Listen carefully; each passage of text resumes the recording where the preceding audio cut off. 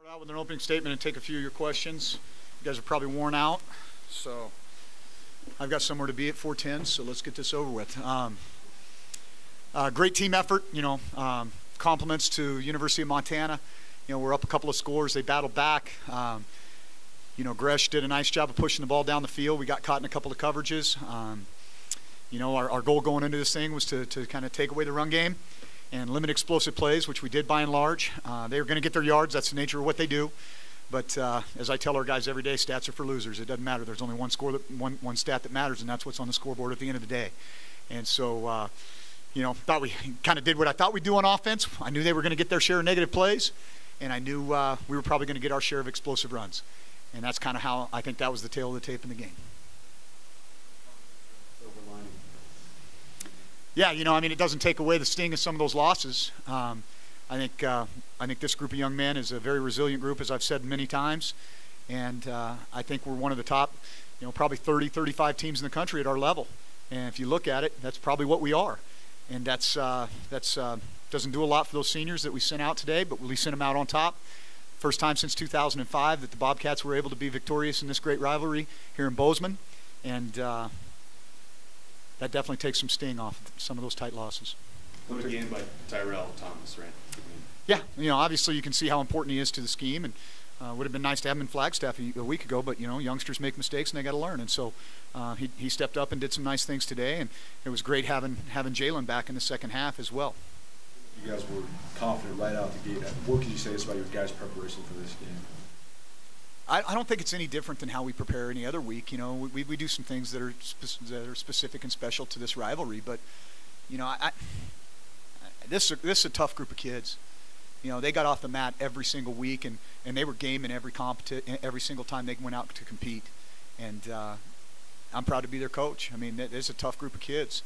A lot of kids wouldn't have kept believing, and I think they care about each other tremendously, and I think that they trust us as coaches. And we beat the Grizzlies. Coach Montana wants to hang his hat on offense the last 2 seasons now. You and Ty and that defense has really held them, obviously, where it matters in the points category. Why have you been able to be successful that way defensively? I think it's a combination of things. I think that we're not a team that takes a lot of chances. We don't play a ton of man. When we do, it's selective. This scheme is gonna rely on some explosive plays, and you get the ball out quick to a kid like Jerry Louis McGee, and tip my hat to that young man. He was a problem for us in the kicking game today for sure. But a lot of times that guy will take off on you if you play too tight, and our objective is to make him earn it and pick our spots when we want to bring pressure. I think we've been very, very sound defensively really since we got here. And it's only going to get better as we continue to have those young guys mature and grow and add a few pieces to the puzzle. But I think, to answer your question more specifically, I think it's just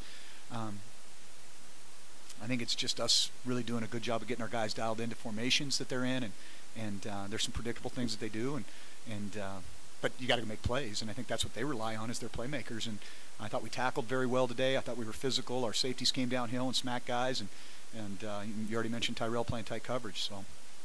Don't have a secret pill for you, sorry.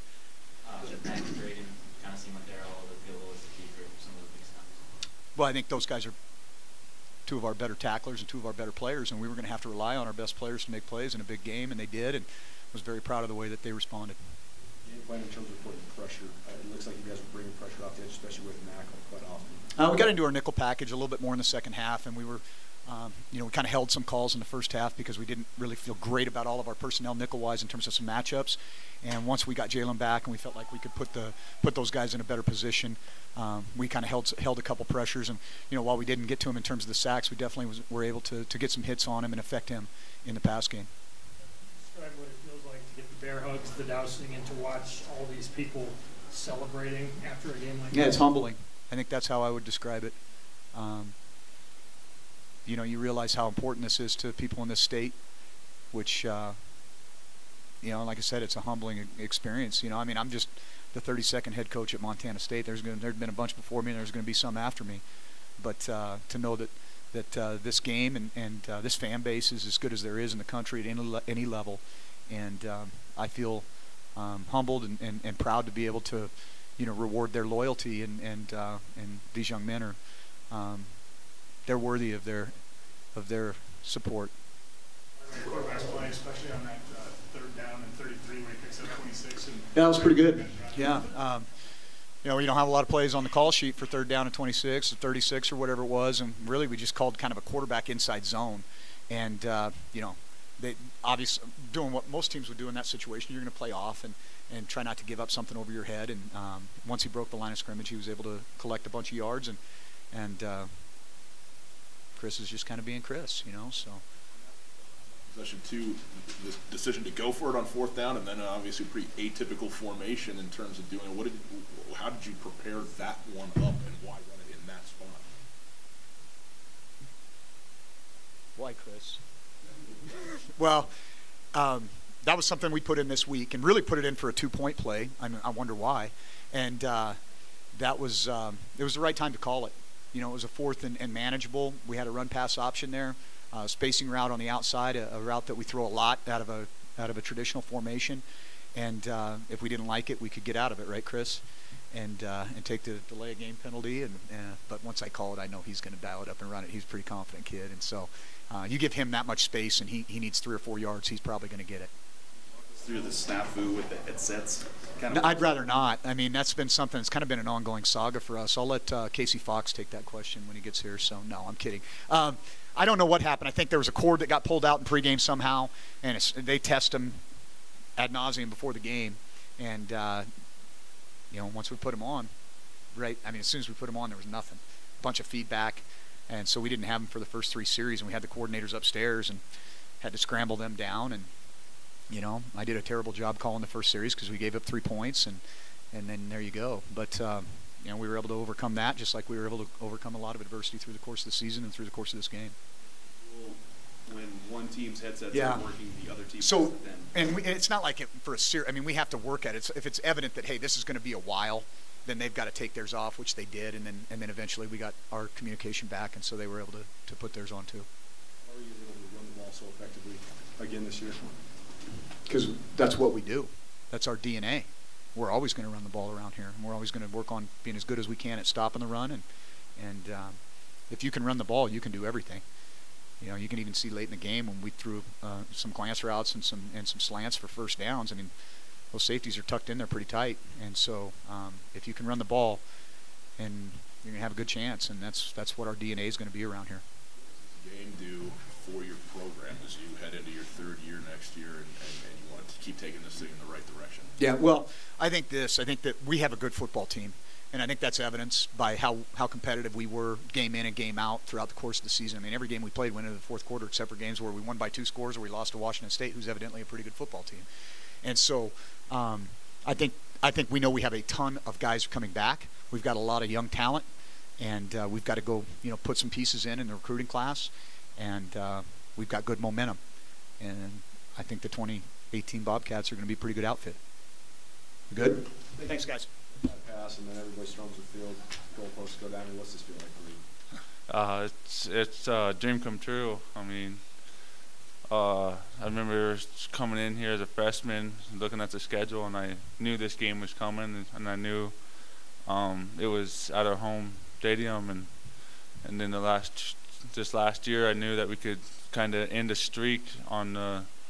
It's been 12 years since we last won here, so we kind of ended it today, and it's just a dream come true. And it was just unbelievable feeling. Mac, you're a player that's really been embraced by the Bobcat fan base. I mean, all the guys are, but you seem to have a special place. When they announce your name and coming out of the tunnel before the game and then to play this type of game, can you take us through just the scope of the whole day that way? Like today? Yeah, it was an emotional day. I mean, it hasn't hit me yet, but that's my last game in Bobcat Stadium, and ever since I was a kid, that's all I wanted to do was play for the Bobcats and win and beat the Griz, and it's all coming to an end. So yeah, it's a very happy day, but a very sad day for me. And I mean, it's a little mixed feelings right now, and I can't really pin what I am feeling. You guys seem like you brought more pressure than usual. What was the game plan? Yeah, just get after the quarterback and let him make mistakes. It's kind of what we were thinking, and you know, watching the game film, we knew when he did get pressure, he did make a lot of mistakes, and I just give credit to their O-line. They did a very good job of protecting him, but you know, just at the end of the game, you could start seeing him slow down a little bit and start making mistakes. Talk about what the re-addition of Tyrell Thomas did for this defense today. That's whenever you make a play like that to win the game, I mean, you'll be remembered forever. And I don't know if he knows that, but it was just an incredible performance by him. I know he had a couple other plays in the earlier on in the game, but just to make that play to win the game, I mean, he'll be remembered forever just because of the Cat-Griz game, and that's what it does for you. Yeah. Chris, another huge day on the ground for you against Montana. Can you talk a little bit about your individual performance, but also? Ryan, let's finish with Mac. Oh, I'm sorry. Oh, absolutely. On the back on the fumble, I guess, what did you kind of see on that play with the ball slipped out? Yeah, I didn't hear a whistle blow, and I just knew that don't stop playing until that final whistle blows, and I was able to get there and fight with Bryson for the ball a little bit. But just those are just some weird plays in football, and those are one of them, and that was definitely a game changer. You and Braden Conkle really making a lot of plays out there. What opened up for you guys in the game to be able to come downhill and really smack some people? That's just big credit to our D-line. I mean, our D-line's been dominant all year, and they did another spectacular performance today. And those guys are eating two people. They're taking on the double teams, and it just allows the linebackers, the two outside linebackers, to flow free. What helps this group rise to the occasion in this game like you guys always do? You know, we've been tough all year. You know, that's kind of been our mantra is, you know, never give up. And we've had a lot of close games throughout the course of the year that, like Coach Choate mentioned, I mean, we're in the fourth quarter in every game, and we haven't necessarily executed or had the ball roll our way in some of those games. And you know, we knew we had to come out focused and execute today. The execution last year's game was nearly flawless.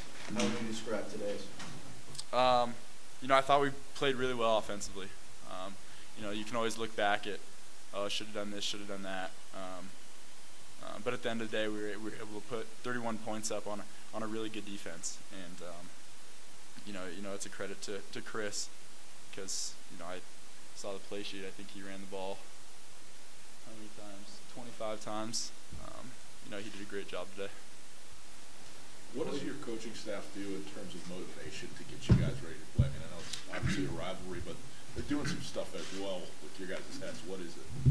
You know, I think the thing is that all of us love Coach Choate, and we love what he's doing with this program, and we all trust him. And you know, he got us fired up this week. But you know, in a rivalry game like this, there's not a whole lot that needs to be said. And you know, we do anything for Coach Choate, and you know, I think that showed today. Can you talk about the emotions of watching from the sideline during that last drive? Yeah, it was tough. You know, when they're driving with less than a minute left, you know, on the sideline there's not a lot you can do. But I had all the faith in our defense to make a stand, and knew they were going to. And you know, once Tyrell knocked that ball down, it was a pretty awesome feeling. Barbie is able to run the ball so effectively today. Is there anything you saw in Montana's defense that you thought you'd take advantage of? Not necessarily thought we could take advantage of, but that's kind of been our DNA all season. We rely on the run game to open up the pass game, and I think, you know, we were able to complete some passes later in the game as a result of running the ball, and you know, that made a huge difference. Nick couldn't quite get to the end zone last week. Today he was able to. Did he mention anything about maybe seeing himself on the video board as he was running, knowing that people were behind him, or because he made a kind of an adjustment? I was running right behind him actually, and you know, I was kind of confused when I saw him go diagonal, but I definitely think he looked up on the video board and saw a guy trailing him. He learned from last week and got in the end zone. Why you personally on this team? Why are you guys able to play so well against Montana 2 years ago? Yeah, touching off what Herbie said, it's just the trust level of this coaching staff and the players and even the seniors that are leaving us today. You know, we just have that bond that I honestly think that Montana doesn't have that type of bond, and I think that was the difference over these past 2 years and what we created as a team. Another turnover-free day. Can you just talk about the execution as a whole? Yeah, definitely. You know, obviously you don't want any turnovers in any game, but I knew that we needed these last 2 games, these last 2 weeks, so I really tried to not turn over the ball. Obviously, there's many plays that should have done this, should have done that, but we learned from it, and lucky enough, our defense had our back today, and they got the job done. You understand that you guys are a running team, that's what you do, but is there something defensively that Montana does that maybe works in your favor in your mind? Well, I knew today they were going to try to take the ball away from me in any read option plays, and there was probably like close to 5 plays here and there where I got like not rattled but sort of like impatient and pulled it where I should have.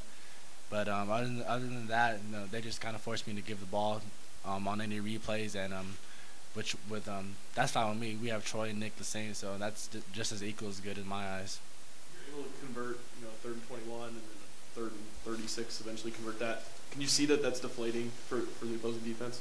Oh yeah, definitely. I know it's deflating me when I see our defense out there covering everybody and the other team quarterback rush for the first down, so I couldn't imagine how they feel.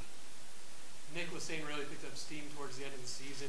You guys getting him back from suspension in the latter half. How important was he to this offense and the evolution that you guys finally get to the point? Yeah, he definitely bring back the physicality. I know our offensive line is physical, and Troy, he's still a freshman, so he still has to get used to it, but obviously he's fast, and they're different types of back.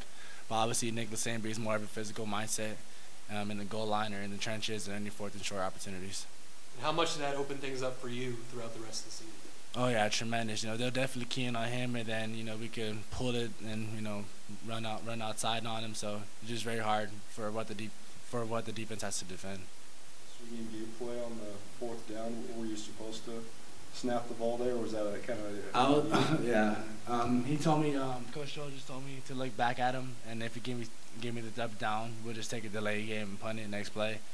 But if he said thumbs up, we're gonna run the play. I didn't even look at him. I honestly forgot. Then we just ran the play, and that's what happened. It's one thing to beat them over there. I'm just curious what it's like to be amid all this bedlam on your home field and carrying the trophy around. What that experience was like. Man, it's insane. Just to be in this opportunity to play, just to be in it's insane, and just to lead this team, the offensive victory, it's unreal, honestly.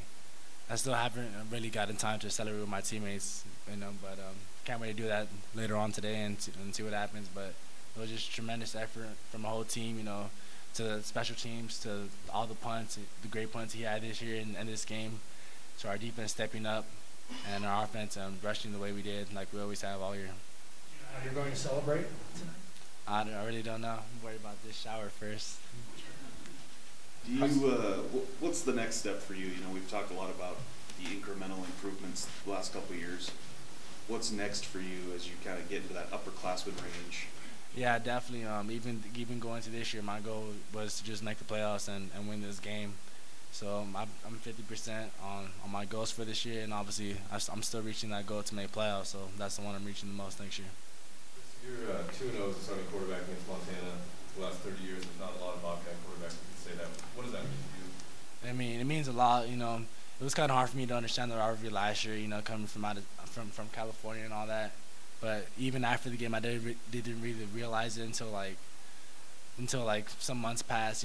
Just the affection it has of not just football, but just the people and just everything in Montana. So I'm just very appreciative to be able to be in a position and just to win and be 2-0 against the Griz is truly a blessing. All right, thank you, Chris. All right, thank you guys.